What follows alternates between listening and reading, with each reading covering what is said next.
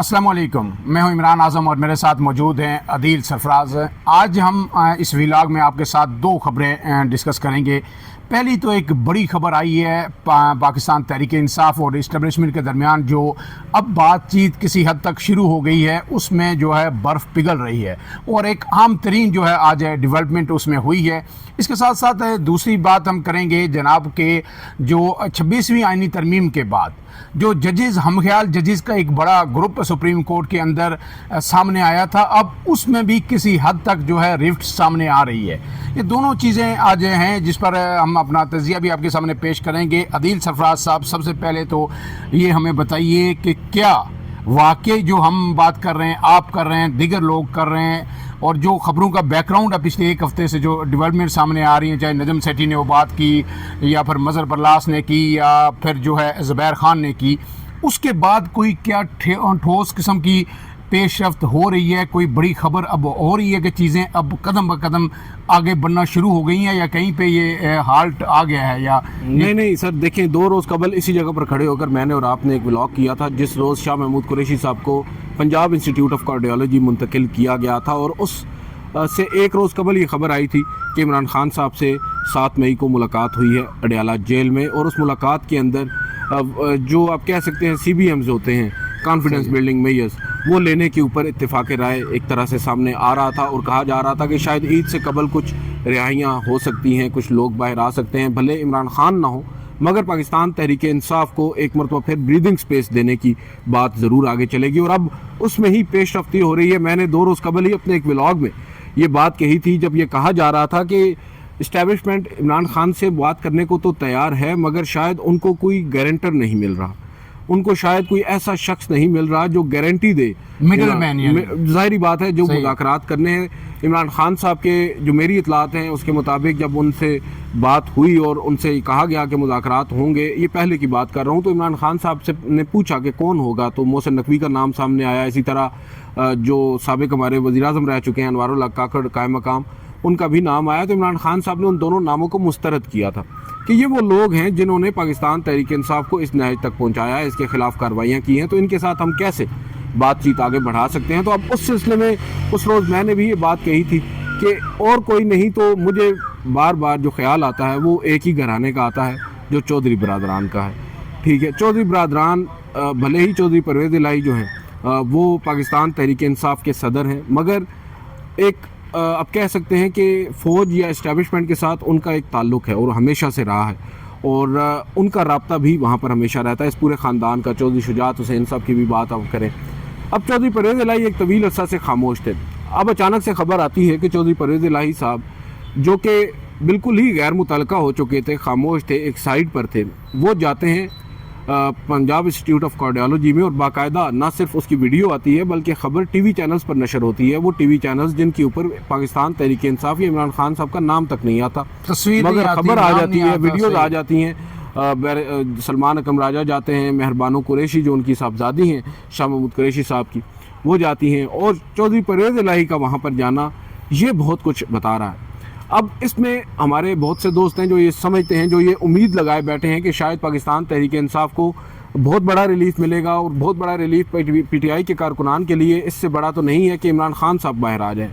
ठीक है, सही, अल्टीमेट तो रिलीफ वो यही समझते हैं कि रिलीफ वही होगा, मगर मैं ये समझता हूँ कि इस वक्त जो हो रहा है, जो डेवलपमेंट्स हुई हैं, और जो चौधरी परवेज़ इलाही साहब को मैं ये ज़रूर कहूँगा इंतहाई मोहतात अंदाज में कि रीलॉन्च अगर किया जा रहा है और शाह महमूद कुरैशी साहब के साथ उनकी मुलाकात होती है, जो कि इंतहाई अनप्रेसिडेंटेड है। शाह महमूद कुरैशी साहब इससे कबल भी बीमार रहे हैं, इससे कबल भी उन्हें अस्पताल लेके जाया गया है, मगर इस तरह की मुलाकातें कभी नहीं हुई। इवन अडयाला जेल में मुलाकात के दिन मुलाकातें नहीं होती, तो PIC में जाके कैसे चौधरी परवेज़ इलाही जैसा शख्स मुलाकात कर रहा है जो सदर है पाकिस्तान तहरीक इंसाफ का। तो इसको अगर हम आगे चलकर देखें, डिस्कस करें, तो इसमें चीज़ ये वाज़ेह होती है कि पोस्ट इंडिया पाकिस्तान वार या कॉन्फ्लिक्ट एक सिनेरियो बिल्ड हो रहा है। आपको मालूम है इंडिया पाकिस्तान वार से पहले पाकिस्तान तहरीक इंसाफ के सोशल मीडिया से परेशान होकर हमारे इदारों ने ट्विटर के ऊपर या X के ऊपर पाबंदी आयद कर दी थी, और ये पाबंदी अब बहुत तवील हो चुकी थी। अब तो हम भी भूल चुके हैं कब ये पाबंदी लगी थी। इवन हमारे वज़ीर-ए-आज़म जो हैं, वज़ीर-ए-आज़म वज़रा हैं, वो भी VPN यूज़ करके ट्वीट्स कर रहे हैं। अब अचानक से जब इंडिया पाकिस्तान कन्फ्लिक्ट आता है और हमारी फ़ौज को, हमारे इदारों को ये ज़रूरत पेश आती है कि भाई हमें यकजहती का मुजाहरा करना है, ट्विटर को और एक सोशल मीडिया पे एक नैरेटिव हमें और बनाना है। वो नैरेटिव बनाया गया बाकायदा तौर पर, और इसमें अक्रॉस द बोर्ड, मैं किसी एक सियासी जमात, नून लीग या पीपल्स पार्टी या पीटीआई को क्रेडिट नहीं दूंगा, पूरी कौम ने बहसीत कौम अपना नैरेटिव बिल्ड किया है। DGISPR ने उसको अक्रॉस द बोर्ड सराहा भी है, वो बिल्कुल आपकी बात दुरुस्त है। अब यहाँ पर आकर आप देखें, आपने ट्विटर बहाल कर दिया और इसी दौरान खबर आती है कि इमरान खान साहब से अडेला जेल में मुलाकात होती है। जो नजम सेठी साहब हैं वो तो यहाँ तक कह देते हैं कि उन्हें बाकायदा तौर पर ब्रीफ किया जाता है, सही है। जो सूरत हाल है, और उनसे कहा जाता है कि भाई अपने लोगों से भी कहें कि थोड़ा सा हाथ खुला रखें। और फिर इमरान खान साहब ना सिर्फ उस बात पर उनको यकीन दिलाते हैं बल्कि अमल भी होता है और लोग फिर फ़ौज की हिमायत में खुलकर बात भी करते हैं। ये बड़ी एक पॉजिटिव चीज़ थी। अब देखिए, इंडिया पाकिस्तान कन्फ्लिक्ट वक्ती तौर पर तो टल चुका है, जंग टल चुकी है, अब सीज फायर हो चुका है, फायरबंदी हो चुकी है। इस सब के बाद ये कहा जा रहा था कि इमरान खान साहब जो हैं वो मज़ीद पीछे हट जाएंगे, मतलब 2 कदम पीछे चले जाएंगे, उनका नैरेटिव या उनका बयानिया पीछे हो जाएगा और फ़ौज आगे आ जाएगी, फ़ौज का जो बयानिया वो जीत जाएगा, क्योंकि फ़ौज इस वक्त पॉपुलर एक आप कह सकते हैं कि मोड में चल रही है। इस सब में अब फ़ौज के अंदर जो लोग बैठे हैं वो भी सोचते हैं, समझते हैं, वो भी हम में से हैं, आम सिविलियंस के घरों में से फ़ौजी जाते हैं ना, उन सबको भी नज़र आ रहा है कि भाई सिविलियंस में क्या चल रहा है। उन्हें भी ये मालूम है कि भाई ये जो सूरत हाल इस वक्त एक ब्लेसिंग इन डिस्गाइज की सूरत में हमें मिल चुकी है इंडिया पाकिस्तान कॉन्फ्लिक्ट में, हमें इससे फ़ायदा उठाना चाहिए और जो बदअमनी को छोड़ दें, जो एक पॉलिटिकल अनरेस्ट है और दूसरा जो एक नफरत फैलती जा रही है अगेंस्ट इंस्टीट्यूशंस, ये बहुत ज़्यादा ख़तरनाक है पाकिस्तान के लिए। तो उनके पास एक मौका है कि इसको अब भाई बजाय इसके कि मज़ीद इसको आगे बढ़ाया जाए और मज़ीद इसमें शिद्दत लाई जाए, गो कि हमारे अबदाने पूरे हैं, इसको हम अगर कर्टेल करें तो शायद हम तमाम जो एक यकजहती की हम बात करते हैं उसको हम अमली तौर पर भी लेकर आ सकते हैं। उसमें अदील सरफराज साहब एक बात कि एक तो फ़ौज को ये इस जंग के अंदर जाके एहसास हुआ कि किसी भी जंग लड़ने के लिए मुल्क की सतह पर यकजहती कौम की किस हद तक ज़रूरी है, ये पहली दफ़ा उनको एहसास हो। इससे पहले शायद वो ऐसे हालात से गुजरे नहीं थे। इसके साथ मैं 2 चीज़ें और ऐड कर दूं कि एक बयान आया है जनाब चेयरमैन बैरिस्टर गौर का, 2 दिन पहले आपने सुना होगा, जिसमें उन्होंने कहा है कि कुछ स्पाइलर हैं, मैं उनको कहूँगा कि चीज़ों को ख़राब ना करें। ये उनका बयान था कैटेगोरिकली कि कुछ स्पाइलर हैं जिन्हें चीज़ों का पता नहीं है, जो बाहर हैं या यहाँ पे बैठे हुए हैं कि क्या चीज़ें चल रही हैं, मैं उन्हें कह रहा हूँ कि वो कमेंट ना करें। इसका मतलब है चीज़ स्पाइल तो तब होती है जब कुछ बन रहा हो, कुछ पक रहा हो, और उनने वाज़े सबको तलकीन की है कि आप चीज़ों को स्पाइल ना करें, इसका मतलब है कि कुछ ना कुछ हो रहा है। अब दूसरी बात यह है कि जो आपने बात की जिस तरह परवेज़ इलाही की, वो हूँ या शाह महमूद कुरैशी हूँ, ये तो मानना पड़ेगा कि इस वक्त तहरीक इंसाफ के अंदर अगर कोई इमरान खान के बाद सबसे बड़ा पॉलिटिकल ब्रेन है या जो सियासी साख रखते हैं, सियासी समझ बूझ रखते हैं, वो यही 2 शख्सियात हैं। और अगर दूसरी पार्टीज़ के अंदर भी इनका कोई लिजान है तो वो इन 2 लोगों का है। यही अगर नून लीग से भी बात करनी होगी तो यही लोग हैं, इनको संजीदा लिया जाता है या ये जो बात करेंगे उसकी वर्थ होगी, और इमरान खान भी इन पे रिलाय करेंगे। और तीसरी बात, एक और बात फिर आगे चलेंगे कि आज ज़ाहिर है आपने जो बात की कि इस्टेब्लिशमेंट को इस चीज़ का इदराक हो गया, ज़ाहिर है डिसाइसिव वही है, फैक्टर है, और वही फैसला करेंगे। आज एक बयान जो है वो आया है इरफान सिद्दीकी साहब का, भी बड़ा अहम बयान है। उन्होंने ये कहा है कि देखें, सीज़ फायर तो तब होती है जब दोनों तरफ से फ्रीक्वेंट फायरिंग कर रहे हों, हमारी तरफ से कुछ भी नहीं हो रहा, हम तो चुप हैं। ये तो इमरान खान के लोग हैं जो फायरिंग कर रहे हैं 26 नवंबर वाला। हाँ, तो इसलिए जो है अगर वो फायरिंग बंद कर देते हैं तो फिर सीज फायर है। लेकिन साथ उन्हें ये भी कहा है कि जी जो है हमारी तरफ से हुकूमत के किसी शख्सियत की मुलाकात नहीं, उन्होंने ये डिनाई नहीं किया कि इस्टेब्लिशमेंट की मुलाकात नहीं हुई या किसी और जराए से रब्ता इमरान खान से नहीं हुआ। उन्होंने सिर्फ इस हद तक अपने आप को महदूद रखा है जी कि हुकूमत का कोई बंदा उनसे नहीं मिला, क्योंकि हुकूमत को पता भी नहीं होगा कि वो मिला, वो उन्हें भी साफियों की खबर से ही पता चला होगा। ये हमेशा ही ऐसा होता है, बिल्कुल सही है, हुकूमतों को कुछ नहीं पता होता। देखिए, जहाँ तक ताल्लुक है ना इस वक्त इमरान खान साहब या शाह महमूद कुरैशी साहब से फॉर इंस्टेंस मुलाकात का, चौधरी परवेज़ इलाही साहब की, इसकी सिग्निफिकेंस तो बहुत ज़्यादा है। मगर जो मैंने पहले बात कही थी कि इस्टेब्लिशमेंट भले ही ये चाहेगी कि मामलात बेहतरी की तरफ जाएं, मगर साथ वो ये भी चाहेगी कि उसकी टर्म्स एंड कंडीशंस के ऊपर ही बातचीत आगे बढ़े। आज से तकरीबन 15-20 दिन पहले तक, आप मई से पहले की बात कर लें, हम जो देख रहे थे जब across the board 2 free camp बैठते हैं, चाहे वो फ़ौज है, इस्टेब्लिशमेंट है और इमरान खान है या PTI है,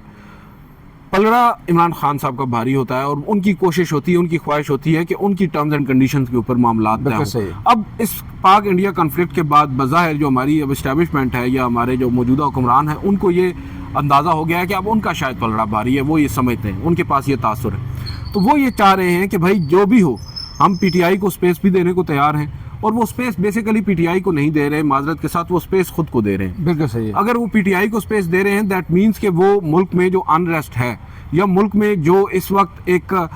गैर यकीनी किसी सूरत हाल है, पीटीआई के जो कारकुन हैं या ओवरऑल पाकिस्तान के आम शहरी हैं, वो जो नफ़रत की हद तक आ चुके हैं, उस नफ़रत को कम करने की एक कोशिश है। और इवेंचुअली बेनिफिशरी इसमें हमारी फ़ौज है, हमारी इस्टेब्लिशमेंट है। तो वो ये चाह रहे होंगे कि भाई इनको इंगेज किया जाए मुज़ाकरात के ज़रिए, बातचीत के ज़रिए, और उन्हें कहा जाए कि आपको स्पेस देते हैं, आपके पास एक सूबा है, आप उसमें हुकूमत करें, पार्लिमान में आप आएँ, वहाँ पर आपने जो कुछ करना है आप वो करें, मगर जो मौजूदा सेटअप है इसको आप ना छेड़ें। इस वक्त वक्ती तौर पर बज़ाहिर नज़र यही आ रहा है कि उनकी कोशिश यही होगी। इमरान खान साहब इस पर अग्री करते हैं या नहीं करते, ये तो वक्त भी बताएगा। और इमरान खान साहब बज़ाहिर नज़र आ रहा है कि इस वक्त ऐसी कोई कंडीशन तो नहीं मानेंगे। लेकिन ये चीज़ मैं समझता हूँ कि एक CBM के तौर पर अगर ली जाती है और इसमें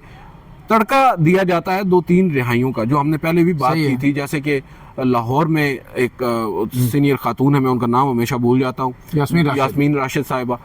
उनकी रिहाई है। शाह महमूद कुरैशी साहब को मुंतकिल कर दिया गया है PIC में, और इसी तरह उमर सरफराज चीमा भी अस्पताल में, एजाज चौधरी भी अस्पताल में साहब। ये वो लोग हैं जो इमरान खान की कोर टीम का हिस्सा हैं। अब जो बाहर बैठे इमरान खान साहब के सिपाही बने हुए हैं या उनके आप कह सकते हैं पार्टी की बागडोर संभाले हुए हैं, वो उनकी असल हकीकत इसमें क्या मैं है? एक चीज़ और ऐड कर दूँ जी सरफराज साहब के, पिछली जो समातें हुई लाहौर में भी, तो वहाँ पे तमाम जो PTI के रहनुमा थे, महमूद और रशीद थे, शाह महमूद कुरैशी थे या दिगर थे, एजाज चौधरी, सब उन्होंने ये कहा, रिक्वेस्ट की जजेस से कि खुदारा आप हमें बेशक ज़मानत न दें, लेकिन डॉक्टर यास्मीन राशिद की सेहत इस वक्त अच्छी नहीं है, वो बहुत बुरी पोजीशन में है, लिहाजा उनको जो है रिलीज़ किया जाए। अब ये सारी रिक्वेस्ट भी आ रही हैं। फिर इसके बाद आप ये देखें कि ये अपॉर्चुनिटी इस तरह से भी है कि आपको पता है कि 126 दिन का धरना इमरान खान ने दिया, वहाँ भी एक अपॉर्चुनिटी अवेल की गई जब पेशावर में आर्मी पब्लिक स्कूल का अटैक हुआ और फिर उसमें उस धरने को ख़त्म कर दिया गया। अब ये भी अपॉर्चुनिटी इस्टेब्लिशमेंट के लिए भी है, हुकूमत के लिए भी है, महाज आ रहा है कब तक। और मेरी जो असेसमेंट है, मेरी जो अंडरस्टैंडिंग है, जो DGI-SPR ने आपको पता है कि एक तुर्क न्यूज़ एजेंसी को इंटरव्यू दिया, उसमें उन्होंने जो एक बात की, वन लाइनर मैं आपको बता दूँ कि उन्होंने ये कहा, इस तरफ इशारा दिया कि वो अब एक इंडिया के साथ एक लंबी जंग चलने वाली है। वो एरियल स्ट्राइक नहीं होंगे, वो जो है इस तरह ज़मीनी हमले नहीं होंगे जो अब जंग गुजरी है। लेकिन पाकिस्तान को जो हमारे ज़राए बताते हैं कि वो ख़दशा है कि ये ना हो कि इंडिया दहशत गर्दी जो है उसको मज़ीद हवा दे पाकिस्तान में, जो प्रॉक्सीज़ के ज़रिए, और ये पहले से देता हमेशा से करता आ रहा है। बलूचिस्तान में आप पाकिस्तान के बेसिस को, एयर बेसिस को, जिस तरह पहले कामरा में अटैक हुआ, जिस तरह कराची में आपको पता है मेरान बेस पे अटैक हुआ, उस तरह के अटैक करके पाकिस्तान के जो हैंगर पे खड़े जहाज़ हैं, जंगी जहाज़, उनको नुकसान पहुंचा सकता है अपने 6 तैयारों का बदला लेने के लिए।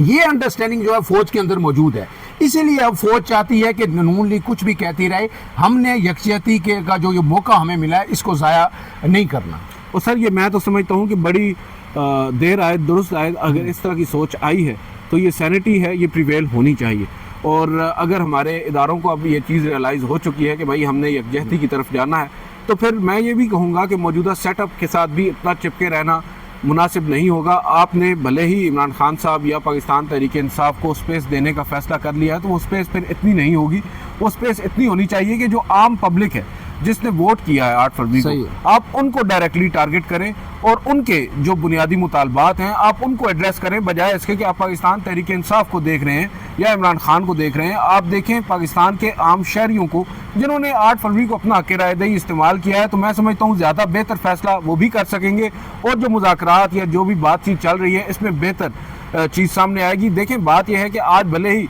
आप चंद लोगों को रिहा कर देते हैं और इन्हें कहते हैं कि भाई अब आपके ऊपर सख्तियाँ कम होंगी, गिरफ्तारियाँ कम हो जाएंगी, केसेस ख़त्म हो जाएंगे, मगर जो लोग अंदर हैं, बिलखसूस इमरान खान साहब, वो अंदर ही रहेंगे। तो PTI का वो कारकुन या वो आम शहरी जिसने 8 फरवरी को अपना वोट दिया है, वो कहाँ जाएगा?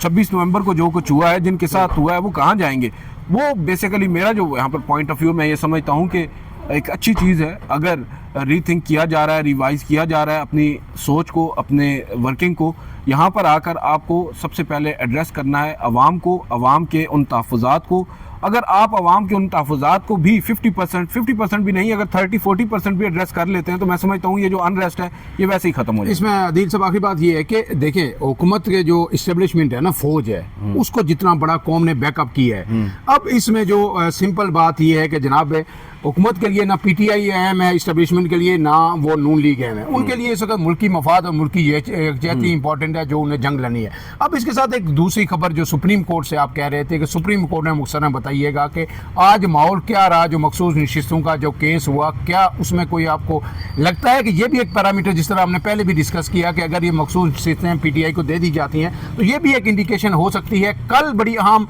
एक दिन है, मंगल वाला दिन, वो भी याद रखिए। कल अलीमा खान की या इमरान खान के रिश्तेदारों की या वकला की मुलाकात होनी है। अगर उसमें कोई रोड़े ना अटकाए गए, अलीमा खान को कल भी मिलने दिया गया, ये भी एक इंडिकेटर हो सकता है। लेकिन स्पेसिफिकली मैं आपको इस वक्त सुप्रीम कोर्ट से पूछ रहा हूँ कि सुप्रीम कोर्ट के आज आपका जो असेसमेंट है वो क्या है? देखिए सर, सुप्रीम कोर्ट में इस वक्त तो मखसूस नशिस्तों की हम बात कर रहे हैं, उस केस की जिस पर नज़रसानी दरख्वास्तें दायर हुई हैं 12 जुलाई के फैसले के ख़िलाफ़।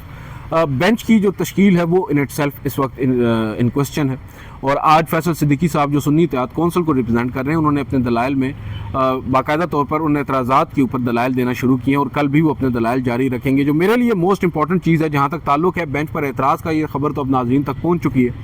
असल खबर जो मुझे आज मालूम हुई है वो ये हुई है कि आपको मालूम है 26वीं आईनी तरमीम के हम कह रहे थे कुछ जजेस हैं जो बेनिफिशरी हैं, बिल्कुल सही, जिन्हें शामिल किया गया आइनी बेंचेस में। और बिलखसूस वो 3 जजेस साहिबान जो आइनी बेंचेस की कमेटी के